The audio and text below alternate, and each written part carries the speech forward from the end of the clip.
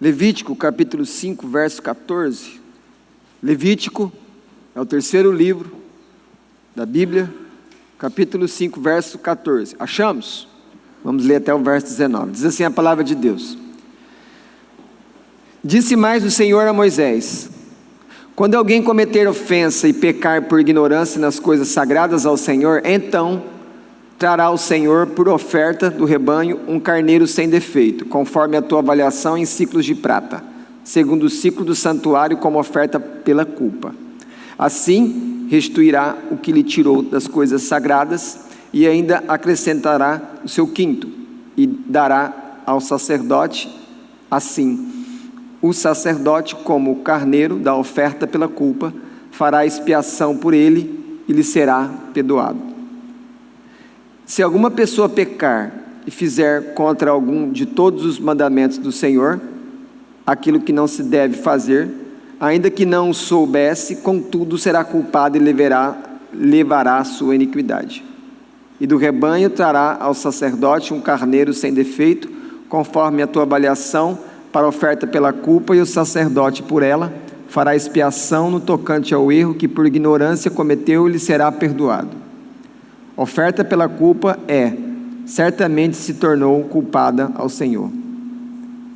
Ó Deus, fala conosco, nos ilumina com o teu Espírito e nos exorta, e que o teu Espírito produza mudança em nós, em nome de Jesus, amém. Podeis sentar. Jeú, eu estou com um barulho aqui estranho, não sei o que é isso. Você está vendo já? A igreja está me ouvindo bem? Sim? Ok. Parece que eu estou com um eco aqui na minha cabeça, alguma coisa assim. Vê aí o que é, por favor. Igreja, nós chegamos ao quinto sacrifício. Nós tivemos o holocausto, oferta de manjares, oferta pacífica, nós tivemos oferta pelo pecado e agora oferta pela culpa, que é a mensagem de hoje. E o que nós pensamos quando nós ouvimos aqui a palavra? É exatamente aquilo que a nossa leitura bíblica nos trouxe. Todos pecaram. Todos nós somos perdidamente pecadores diante de Deus. Alguns de nós temos dificuldade, e o próprio pecado é que faz você ter dificuldade de entender o seu pecado. Olha que coisa. Por causa do pecado, nós temos dificuldade de entender a própria dimensão, a destruição, o alcance do pecado. O pecado é tão terrível, que ele não apenas corrompeu todo ser humano. Os nossos idosos são corrompidos por causa do pecado. Os nossos bebês, como assim? Se você pega um bebê, e você pudesse, com um bebê nas suas mãos, chegasse diante do Senhor e falar: Senhor, esse bebê tem culpa? A resposta do Senhor seria: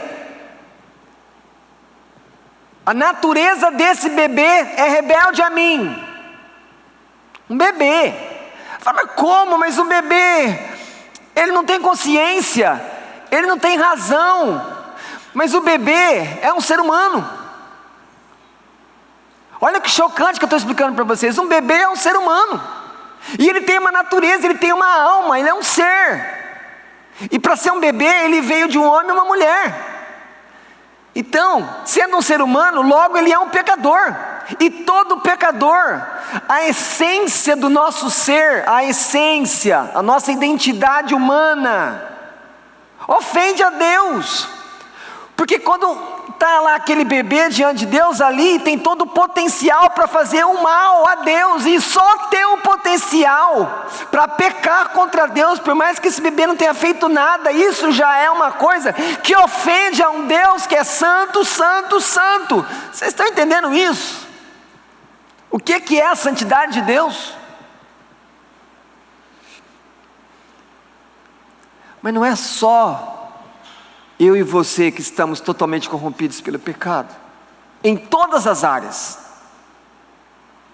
nos nossos pensamentos, os nossos sonhos, os nossos desejos, as nossas emoções, tudo, o pecado ele contaminou tudo, mas não apenas a nós, mas toda a criação está corrompida.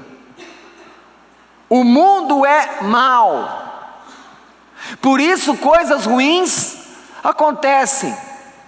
Toda vez que você vê uma coisa muito ruim, lembre-se, qual que é a origem primária disso?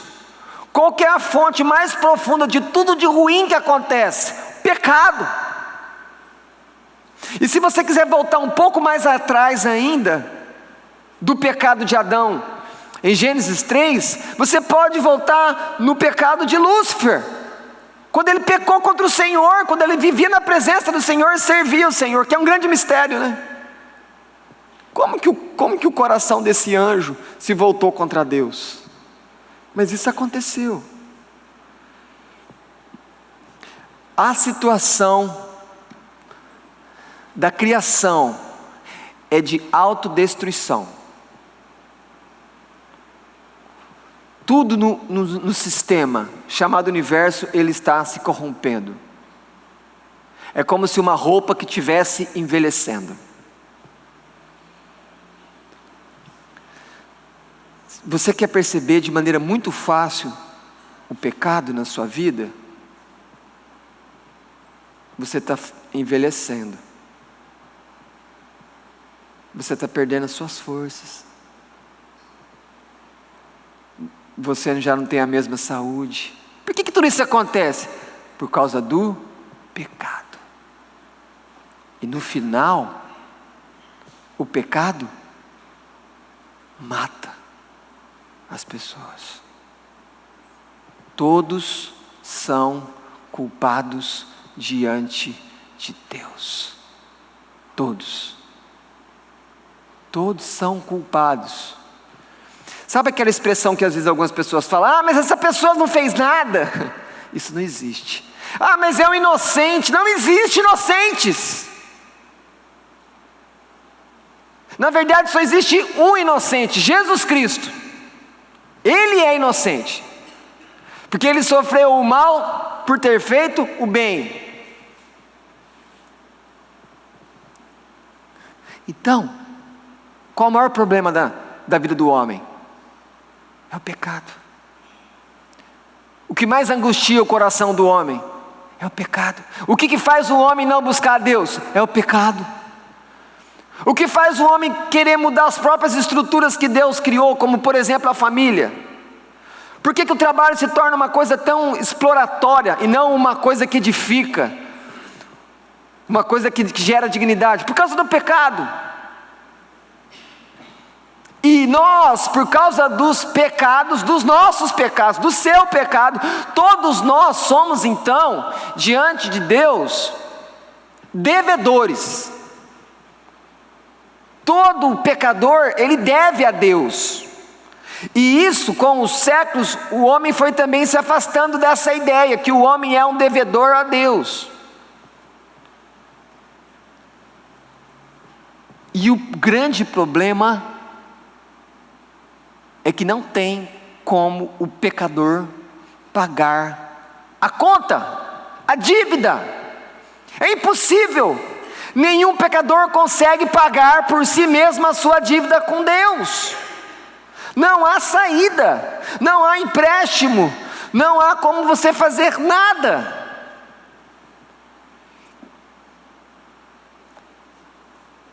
Só depois que uma pessoa entender que o pecado está matando ela, e que o pecado mesmo ela tendo nascido ali um bebezinho, como todos nós nascemos, ela nasce morta espiritualmente, somente depois de entender o efeito destrutivo, devastador do pecado, é que ela vai poder então entender e começar a pensar que ela precisa de um Salvador, alguém que paga a conta dela, alguém que quita a dívida dela com Deus.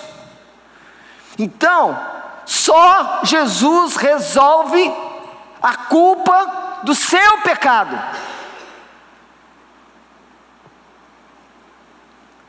Quando um filho peca contra o seu pai, e 15 segundos depois, ele se arrepende, e em lágrimas, ele procura esse pai, e fala: pai, me perdoa, porque eu agi como um louco. E o pai recebe esse filho, abraça esse filho, e fala: eu te perdoo.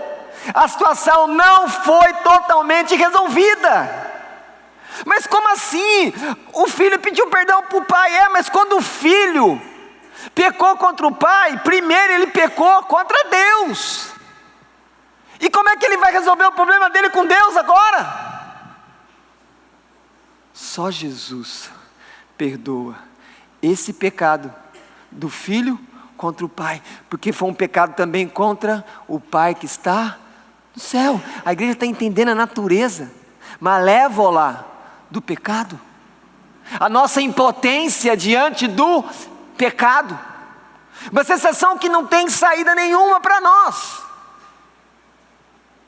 E por isso, por causa da força destruidora do pecado,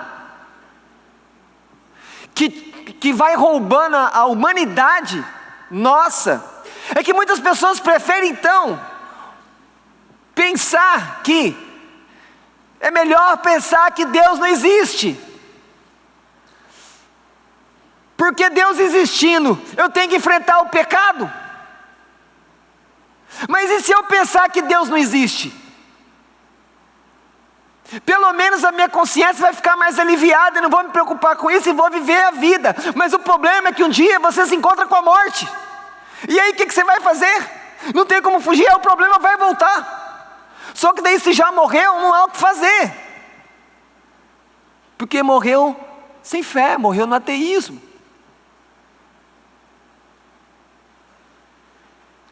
E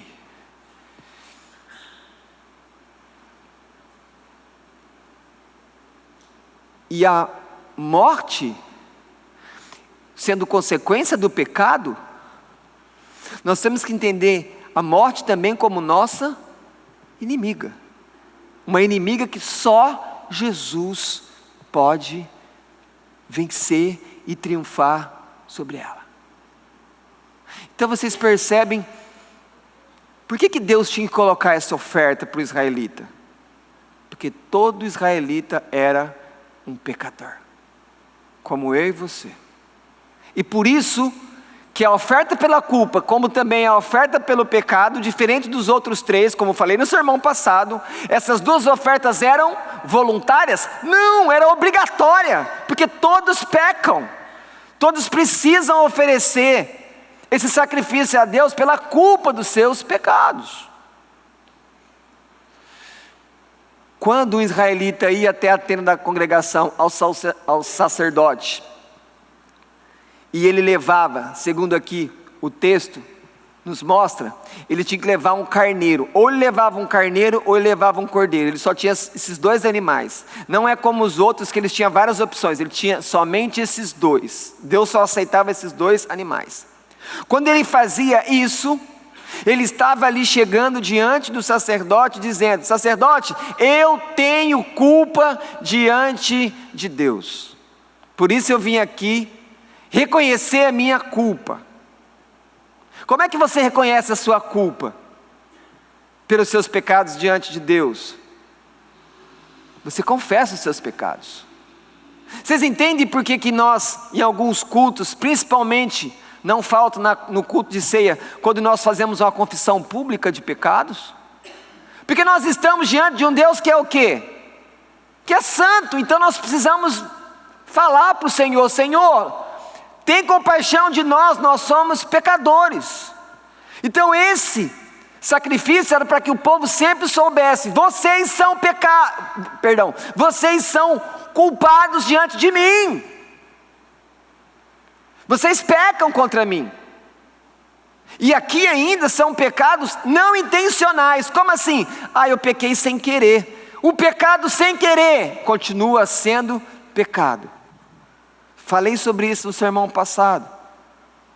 Pecado pode ter a intenção ou pode ser acidental, né? Aquele que não tem intenção, não foi premeditado, mas é pecado da mesma maneira. O propósito desse sacrifício, dessa oferta pela culpa, era satisfazer a culpa perante Deus. Era uma satisfação por meio de um pagamento. E qual que era o pagamento? Ele tinha que levar um animal. Ele levava o animal e aquele animal morria no lugar do ofertante. O israelita levava aquele animal e o animal morria, porque o pecado gera morte. O que Deus estava ensinando para o israelita?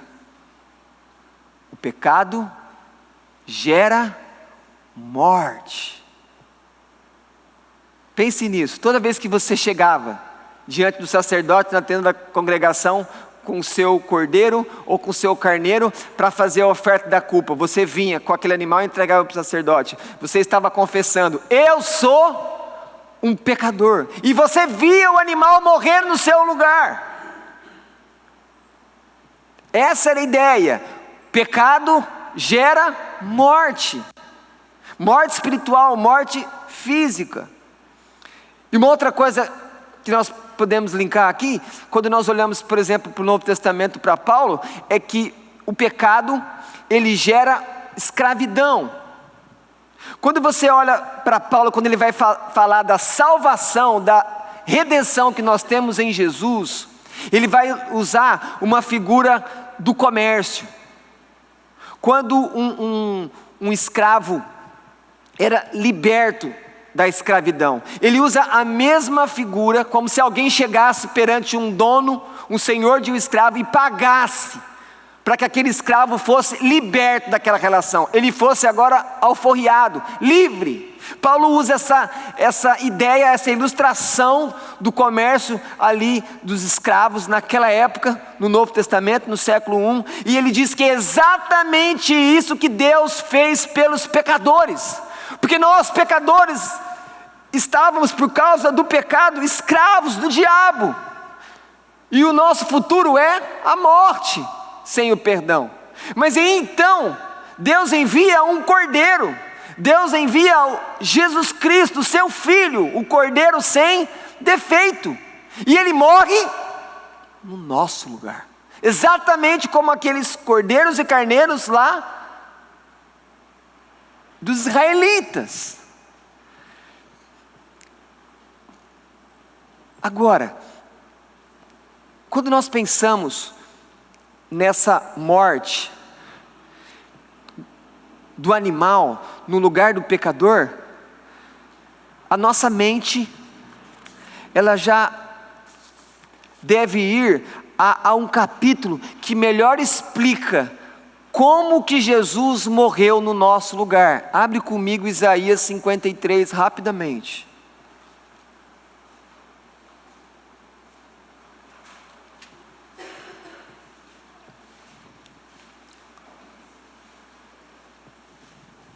Isaías 53, verso 5,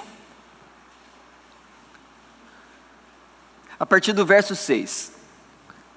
Todos nós andávamos desgarrados como ovelhas, cada um se desviava pelo caminho, mas o Senhor fez cair sobre ele a iniquidade de nós todos.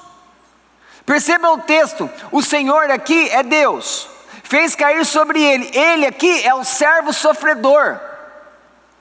É o servo sofredor que é Jesus Cristo. É uma profecia de Isaías falando de Jesus que viria, o Messias, o Filho de Deus. Então, aquilo que teria que vir sobre os pecadores por causa da culpa do pecado, Deus manda sobre o seu Filho Jesus, que é o Cordeiro.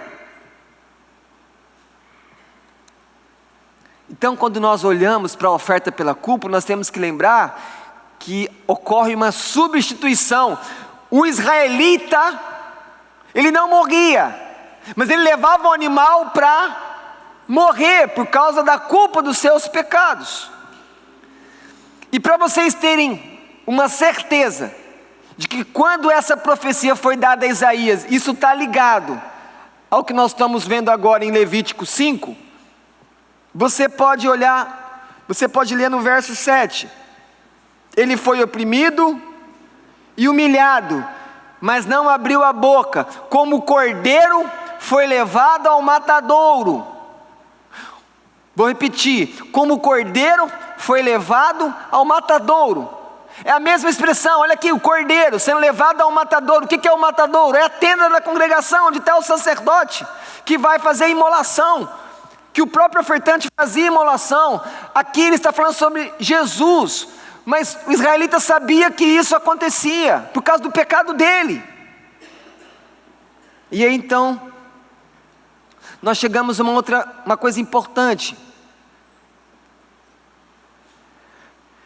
Quando você peca, você ofende a Deus. E não tem como Deus te perdoar. Quando você peca, você ofende a Deus. E não tem como Deus te perdoar se não houver derramamento de sangue. Sem derramar sangue, não há perdão. Nós só somos perdoados porque cremos que o sangue de Jesus que foi derramado na cruz, que era uma oferta ao próprio Pai, foi o preço pago por Cristo por causa da culpa dos nossos pecados, dos meus pecados, dos seus pecados. A gente entende isso? É uma compensação. E esse plano é de Deus, esse plano não é seu. Esse plano é plano do Pai, que a gente chama de plano redentor. Ele coloca o Filho para morrer no nosso lugar. Por isso que a gente fala que o sacrifício de Cristo é substitutivo, porque Cristo morre no lugar do pecador.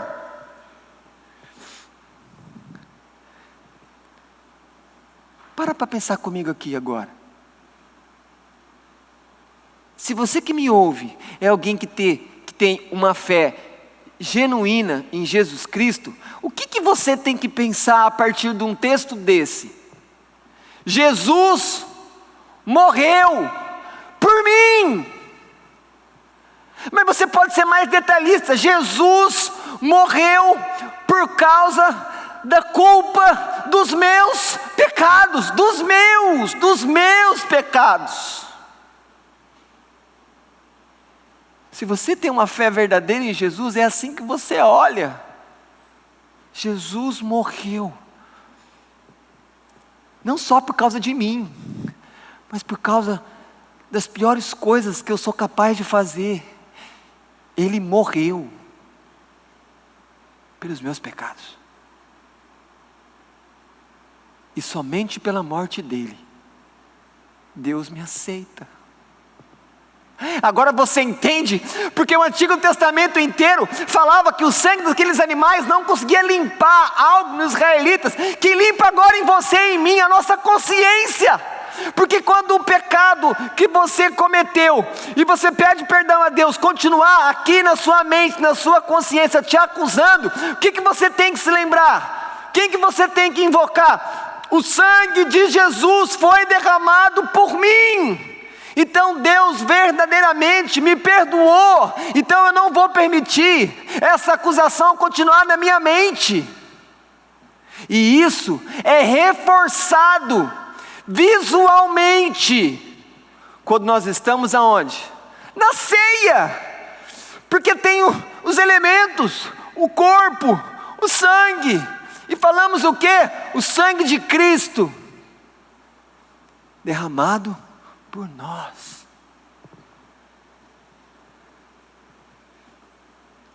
Olha o verso 10. Todavia ao Senhor agradou moê-lo, fazendo enfermar, quando der ele a sua alma como oferta pelo pecado. Jesus deu a vida dele pela sua. Jesus deu a vida dele pela sua salvação. Você percebe a compensação? É a mesma coisa que acontece lá no sacrifício que eu estou explicando para vocês da oferta pela culpa. O ofertante entrega o animal ao sacerdote, só que na cruz, Cristo é tanto o cordeiro oferecido a Deus, mas ao mesmo tempo, Ele também é o sumo sacerdote que está oferecendo o sacrifício. A quem? A Deus Pai. E Deus Pai recebe.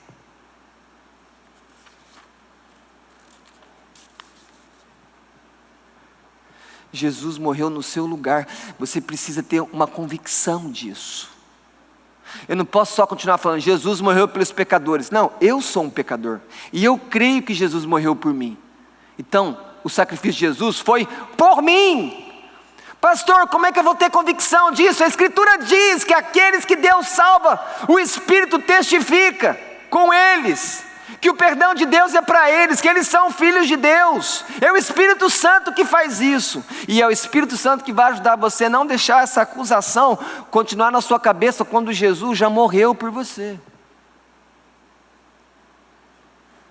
Voltando para o texto, nós temos o verso 15. Quando alguém cometer ofensa. Essa palavra ofensa quer dizer trair a confiança.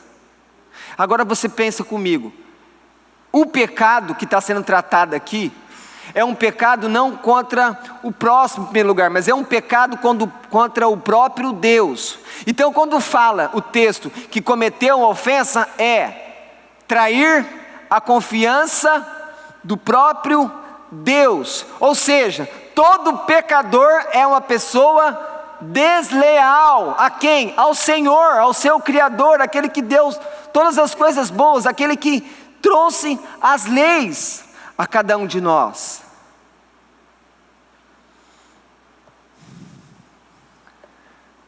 Vocês entendem porque nós somos infiéis uns com os outros? Porque primeiro nós somos infiéis com Deus. E se nós somos infiéis com Deus, nosso potencial, a nossa naturalidade é de também ser muitas vezes desleal um com o outro.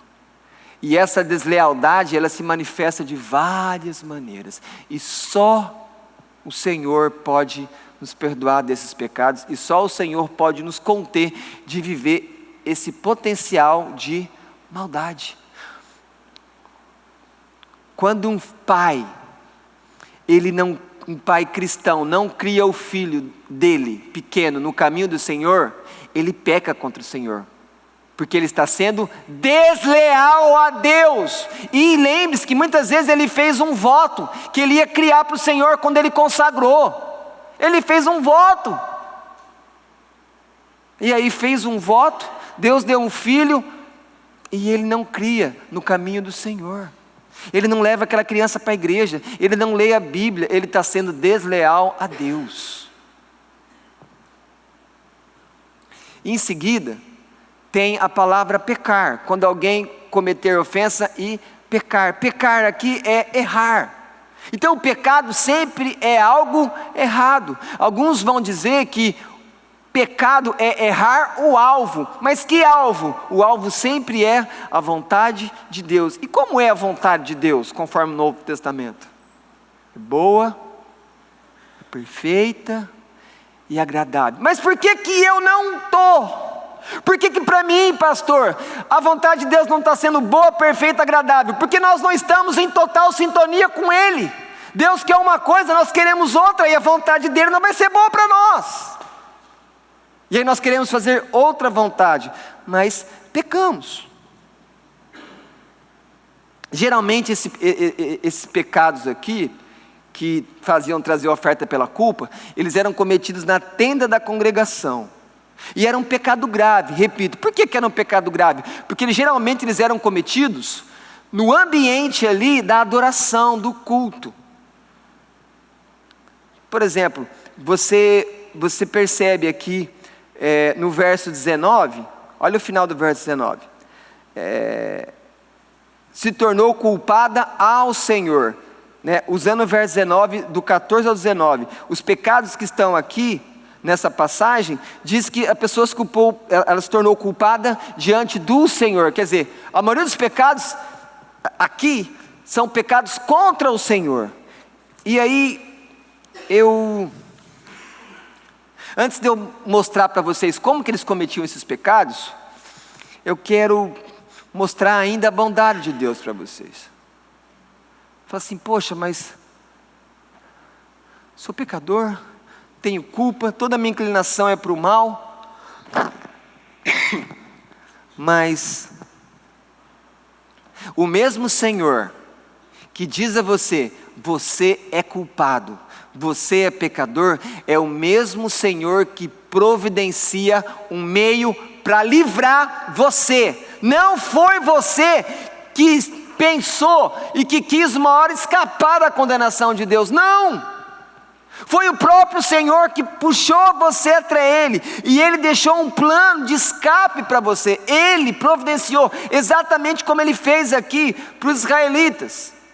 Ele disse que você tinha que trazer o rebanho até o sacerdote, oferecer o animal, e por meio daquilo, diz aqui, o final do verso 18, e lhe será perdoado. Então olha como que nós temos esperança. Olha como que, quando você estiver conversando com qualquer pessoa, e você mostrar para ela que ela é pecadora, e se ela realmente tiver uma convicção vinda de Deus que ela é pecadora, o que ela mais precisa ouvir depois? O que eu faço? E agora? Quando a pessoa entender que ela é pecadora, e ela não tiver Cristo ainda, ela vai ter que perguntar, e agora o que eu faço? Para onde eu vou? E qual que tem que ser a nossa resposta? Mas Deus providenciou perdão para você. Creia em Jesus Cristo, se arrependa dos seus pecados. Pode ser que você está aqui, ouvindo sermões há muito tempo, mas pode ser que você nunca levou a sério os seus pecados. Pode ser que toda vez que fala, de maneira pessoal, dos seus pecados,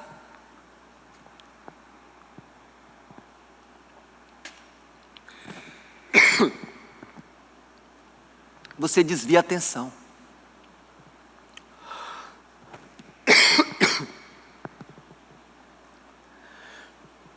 Mas você precisa olhar para o seu pecado. Você precisa olhar para a sua condição espiritual. Você precisa olhar para a maneira como você está vivendo. Você precisa olhar para os seus relacionamentos. Você precisa olhar para a maneira como você tem se relacionado com Deus. Porque o pecado vai afogando você. O pecado quer te afastar de Deus. Mas o meu alvo aqui agora é alguém que ainda não olhou direto, de frente para o seu pecado. Como que eu sei? Como que eu posso falar para você que está aqui, que às vezes ainda não olhou de frente para o seu pecado? Se você verdadeiramente olhou o seu pecado de frente, o próximo passo é entrar numa agonia espiritual. Não tem como. Quando eu olho para o pecado, para o meu pecado, e não acontecer nada comigo, talvez não tenha vida espiritual. Porque se eu conheço a Deus, como é que eu posso olhar para o meu pecado e não ficar profundamente humilhado, envergonhado, entristecido e desesperado buscando perdão?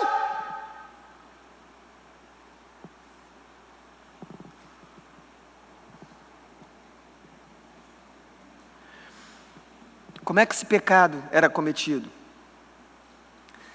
Nos sacrifícios, tinha sacrifícios que eles comiam parte do animal.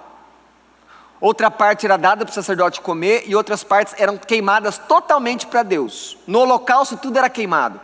Gordura, só de Deus. Tá? Mas comer uma parte do animal, quando não podia comer, ele podia se equivocar e comer. Ele pecava contra Deus, por ignorância, mas pecava. Uma segunda maneira era uma pessoa podia ter feito um voto que ia dedicar alguma coisa para Deus e não cumpriu o voto. Pecou. Terceira, não apresentava os dízimos a Deus, né? As suas contribuições, oferta. E em um quarto lugar, muitas vezes também acontecia, e acontece com a gente hoje, a pessoa, aconteceu alguma coisa na vida dela, e ela acha que é pecado, mas ela não tem certeza. Então essa oferta também servia para isso. Quando você fazia alguma coisa, achava que era pecado, mas você não tinha certeza se era pecado ou não. Era uma situação pessoal sua. E aí você na dúvida eu vou oferecer o sacrifício a Deus, porque se eu pequei ou não, pelo menos eu ofereci o meu sacrifício. Mas deixa eu trazer para hoje. Como que eu posso olhar esses pecados na minha vida hoje? Por exemplo, comer comida sagrada. Comer a comida sagrada que não poderia comer. Como é que eu cometo esse pecado hoje? Porque hoje não tem os animais sendo sacrificados, Jesus já morreu pelos nossos pecados. Quando eu venho ao culto e o meu coração não está voltado de maneira sincera a Ele no meio do culto, eu sou responsável por esse tipo de pecado, porque é um pecado que acontece no momento da adoração. Se na hora do culto eu estou totalmente alheio, totalmente desatento, é esse tipo de pecado aqui que eu estou cometendo, porque é um pecado cometido diretamente contra o Senhor. Não cumprir um voto. Como que a gente pode fazer isso? A gente não tem essa questão de estimular a fazer voto. Vamos supor que a igreja fala que vai comprar um imóvel. Uma igreja vai comprar um imóvel. E aí é anunciado e a pessoa, ela se diz voluntária a participar com X para ajudar a pagar o imóvel, certo? Ela se compromete com aquilo e ela não faz isso. Então é esse tipo de situação, dá uma palavra para o Senhor, mas é algo voltado para o Senhor, não é uma promessa para outra pessoa, é uma promessa direto para o Senhor, algo direto para o Senhor, e a pessoa não cumpre. É esse tipo de pecado que a gente pode cometer também hoje. Dos dízimos é muito claro, né? Quando a gente não contribui na casa de Deus. E no quarto exemplo aqui, que é esse de que quando alguém não sabe se pecou ou não, quantas vezes você tem uma situação com uma pessoa e que você pode achar que quando você falou uma verdade para a pessoa não gostou de ouvir a verdade e falou que você fez alguma coisa com ela. E aí você ficou na dúvida, falou, nossa, será que eu fiz o que essa pessoa falou ou será que não? Às vezes não. Só de você às vezes falar a verdade de uma coisa errada na vida da pessoa, ela já pode não responder bem. E ela te acusa de alguma coisa, mas aquilo não é verdadeiro. Aí você fica na dúvida. Aí você vai diante de Deus e fala, oh Deus, me perdoa, porque eu fui falar com o irmão, e aí o irmão falou que eu fiz isso, me perdoa, mas às vezes você nem fez aquele pecado, mas você acha que fez. E aí você pede perdão para Deus. Algumas aplicações finais. O primeiro ponto é que esses pecados, eles eram cometidos na adoração, na tenda da congregação. Então, uma coisa que nós precisamos ficar bem atentos. Se Deus salvou você, Ele tirou você de uma condição de escravo do pecado e colocou você como um servo dele. Deus comprou você. E como que Ele pagou? Pagou por meio da vida do Filho dele, Jesus. Quando Ele comprou você com um propósito. Ele comprou você para fazer de você um adorador. uma adoradora. Então, se Deus compra você e te chama, te vocaciona para adorar Ele, quando você não o cultua, quando você não o adora, você retém, você não entrega a Deus algo que pertence a Ele, porque Ele é digno de receber a sua adoração. Então, quando você pode cultuar a Deus, quando você pode adorar a Deus e você não faz, nisso você está pecando contra o Senhor. O mundo não adora Deus. Para o mundo, se hoje é domingo, se é terça, se é quarta, quinta, tanto faz. Para nós não. Para nós não. O dia que nós temos reuniões com o Senhor, que nós temos culto, são dias que nós nos dedicamos àquele período a Deus, porque nós fomos salvos para isso. É como se então fôssemos um peixe, mas que não nada, ou uma ave que não voa, uma bola que não pinga. Não, igreja, eu não posso deixar de entregar a minha adoração a Deus. Segundo lugar, entregue tudo a Deus.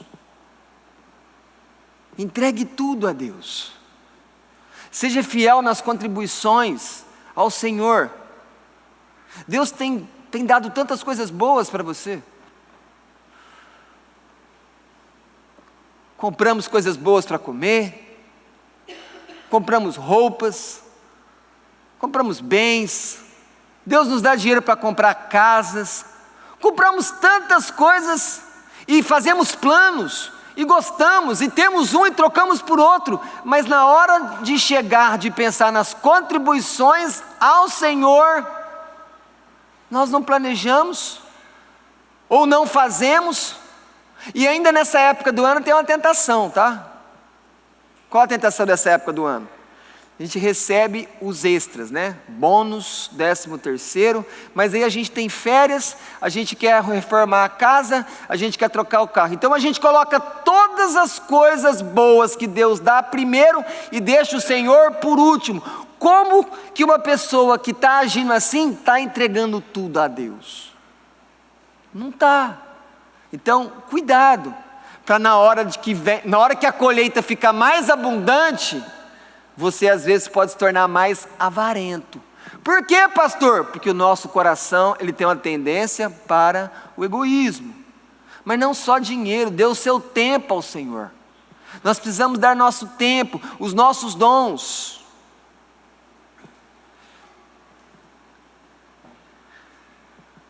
Por que Deus te deu os dons que você tem? Você já parou para pensar nos dons que você tem? Todos nós temos dons diferentes. Para que esses dons? Nós somos diferentes uns dos outros.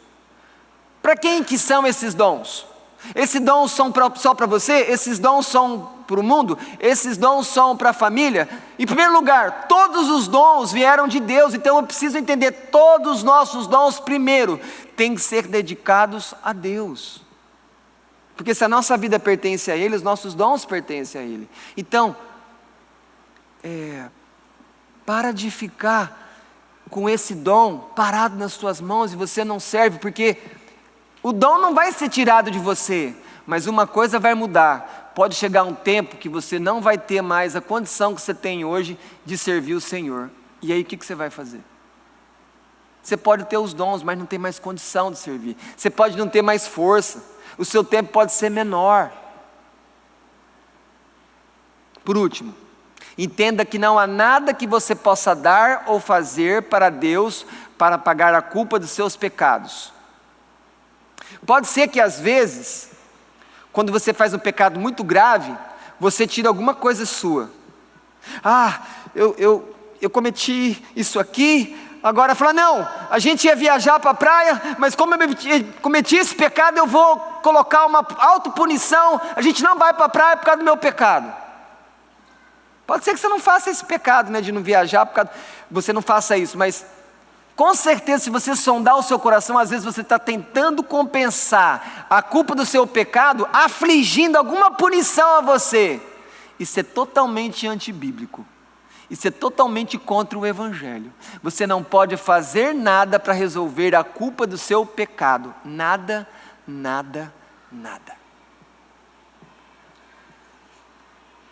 Já que você não pode fazer nada para resolver a culpa do seu pecado, como que eu posso voltar para casa hoje, entendendo que eu sou culpado diante de Deus de todos os meus pecados? Como que eu vou tranquilizar a minha consciência?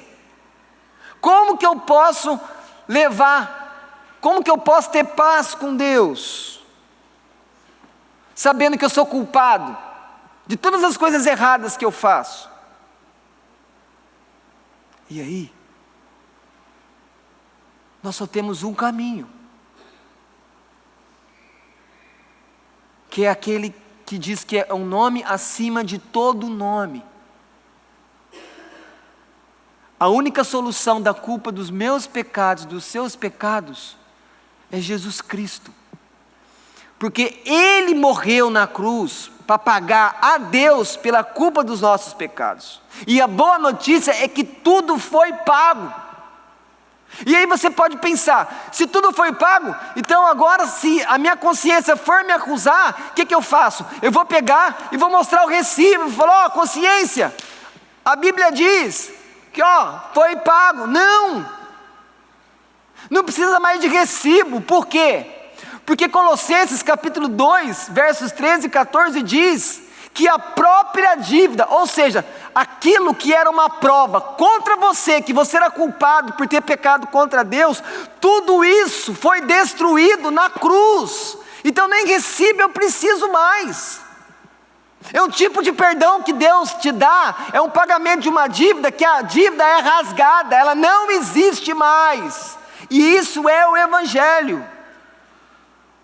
Esse é o perdão que Jesus promete àqueles que creem nele.